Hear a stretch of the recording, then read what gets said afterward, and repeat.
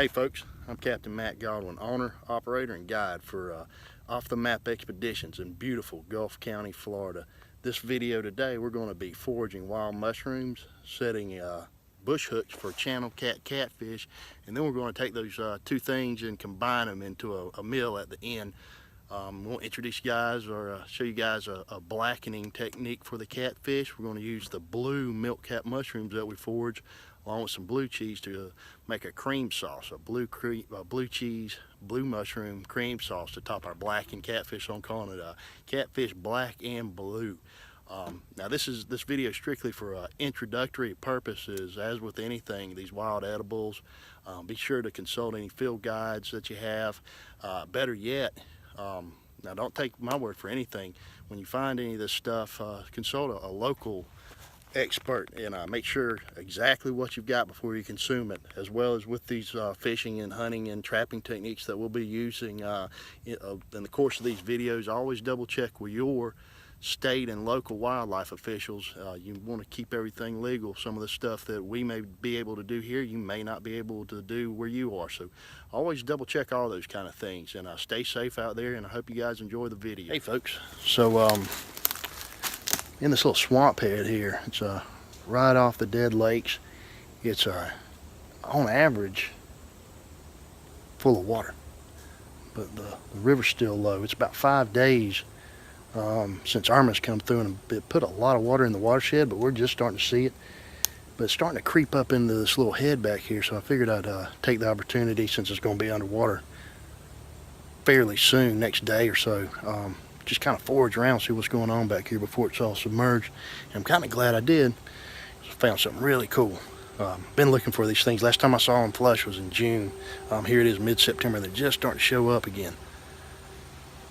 Like Terrace indigo mushrooms, blue milk cap mushroom. You can see got a little bit of the blue latex on my finger there. These things are not only edible, but they're pretty good. They're meaty, really mild flavored, a lot like maybe a portobello or something. I always saute them, either butter and or garlic, some little olive oil. But I've got a recipe that I'm going to want to try.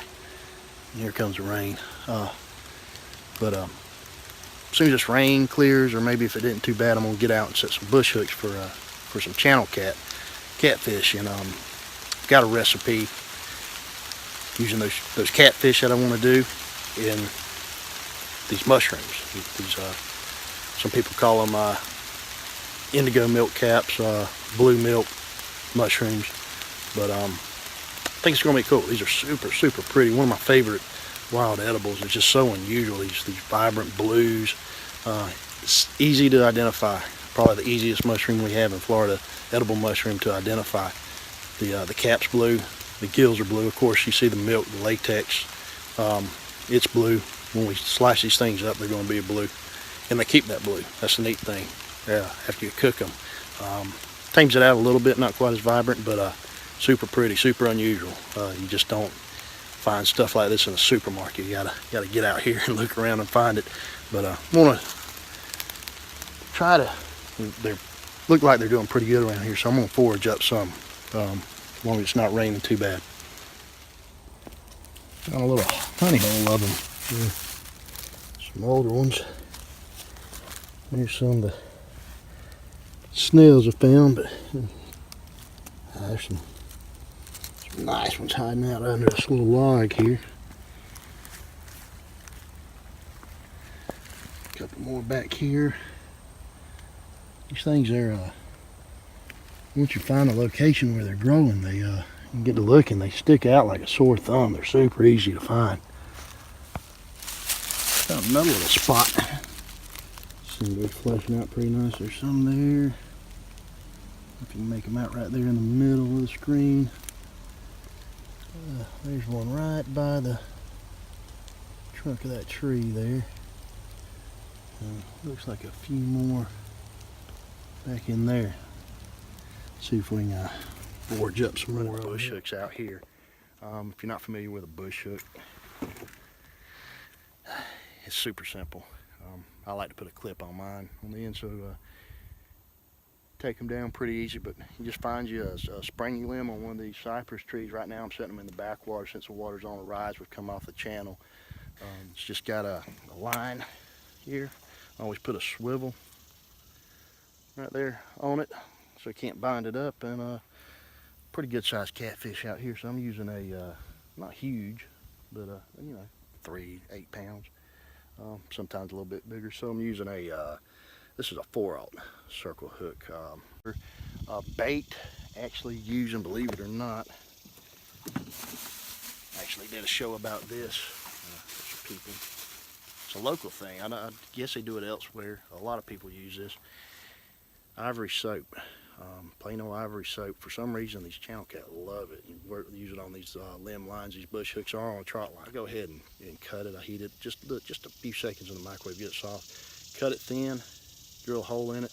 That way, when we get these lines hung, just put your hook right through it. You don't have to break it. But the only thing you'll catch is catfish. I've never, I'm sure somebody's caught something besides catfish, but I've been doing this since I was a kid. I've been doing it 20 years using this ivory soap as bait.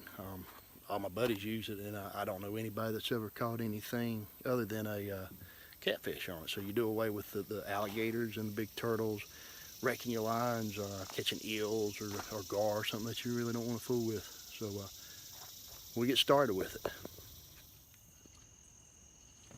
Well, I finally got these hooks baited.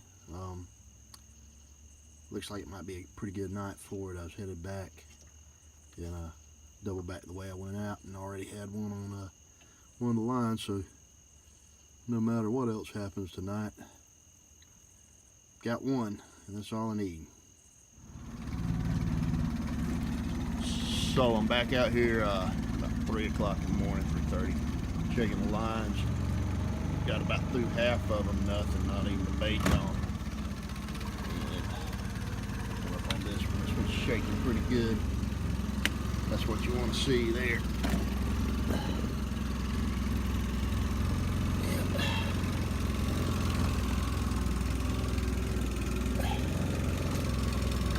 Nice channel cat.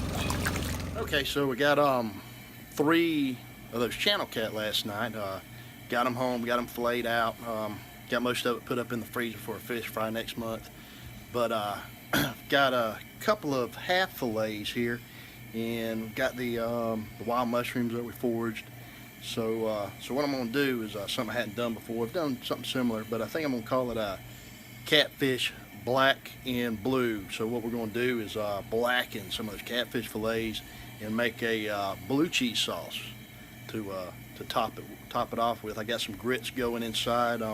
Come outside here on the porch with old Coleman camping stove, because it's going to get smoky. It's going to get smoky. So let me turn this around and show you guys what I got. So got the old dual fuel Coleman camping stove out here going. A couple of cast iron skillets. This one, just put it back on. Got our blue milk cap mushrooms in there. And it's just starting to saute again, just a little bit. They cooked a lot quicker than I thought they would. And I've got this old big Griswold sitting on here with just a little bit of vegetable oil in it. And then I've got our catfish fillets. This is the tail end. I cut these things in half. They were pretty good sized fish, probably about 4 pounds each. So it's the end from the rib cage back towards the tail, so it's a little bit more even and a little thinner. Do a little bit better blackening, I think.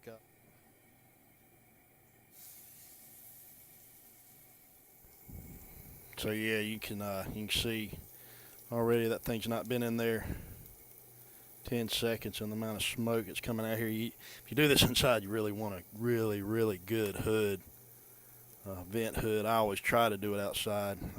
Do it inside, it'll sure clear out your sinuses for you. Now this blackening season, it's one I mixed up. I'll provide the recipe at the end of the video. Now what you don't want to do is try to flip this thing too early. It should break loose pretty much by itself. If it's trying to stick on you, you want to give it a few more minutes and let it go ahead and sear.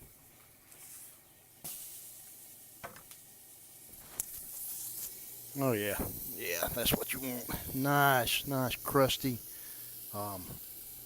blackened, sear. You can see the meat's opaque over here on this side. Just a couple of minutes on each side, and it cooks that fillet completely through. These things are going pretty good, so I'm going to add the heavy cream to them.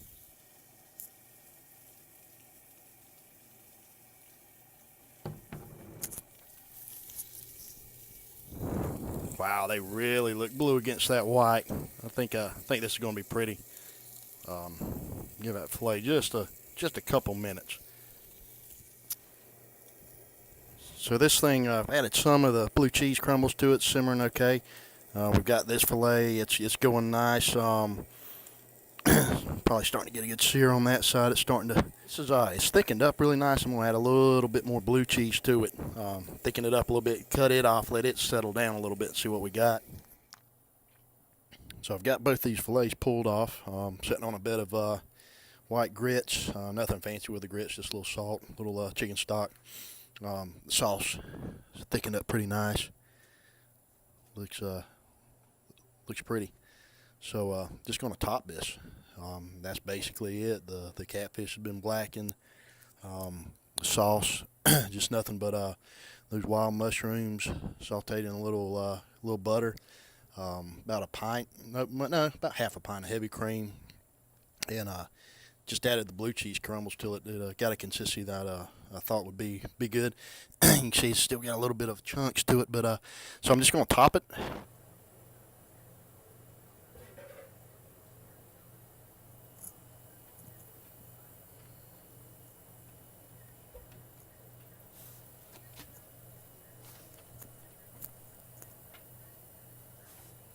So that was Catfish Black and Blue. Turned out fantastic. We really enjoyed it. That sauce, excellent. I thought it might be a little strong, a little funky, but it accented that blackening perfectly, man. Usually, just remember when you're blackening anything, coat it in a good base of real unsalted butter. Don't use margarine or any of that kind of stuff. Baste it, coat it liberally with that blackening seasoning. You cast iron skillet. Wipe it with a little vegetable oil so it's shiny in the inside, and get it screaming hot, smoking. And sear it. It shouldn't look like it was sautéed. It should be blackened. It should be dark. It should be crusty, crunchy, spicy. That's how you blacken something. That's the traditional method for it. If you enjoyed the video or any part of it, hit subscribe. I'm going to be trying to put out one of these about once a week, just whatever's going on. A lot of it's going to probably revolve around food I like to eat. I like to fish, and I like to trap and hunt and garden, forage wild edibles and stuff like that. So it's a whole activity, gathering the stuff and prepping it, and then get the reward at the end of it. But if you like that kind of stuff, or also if you're into any kind of bushcraft skills or primitive survival or outdoor survival skills, we'll probably be touching on some of that stuff, some of the stuff I've picked up along the way doing this from some really knowledgeable people in classes and things. Share some of that stuff with you. We're getting into camping season. You can tell behind me here, these cypress starting to get look how pretty it is out here. Starting to get a little bit of fall color to it. It's hot today, but over the next month or two, it's going to be cooling off. So probably throw up some camping hacks. Definitely some campfire cooking, Dutch ovens, open flame kind of stuff. Into any of that kind of stuff, hit subscribe. And I'm always learning something new, hanging out with all these folks. So anything I learn that I think's cool, I'm probably going to make a video about it. So I just have it documented for myself as well. Best way to reach me is through my website, offthemapexpeditions.com. or exploredeadlakes.com, and I'm also going to provide my Facebook and Instagram links down here. I monitor all that stuff myself, so if you need to get a hold of me, have a message, or have an idea, or want to see something, or correct me on something, holler at me. But I will see you guys next time.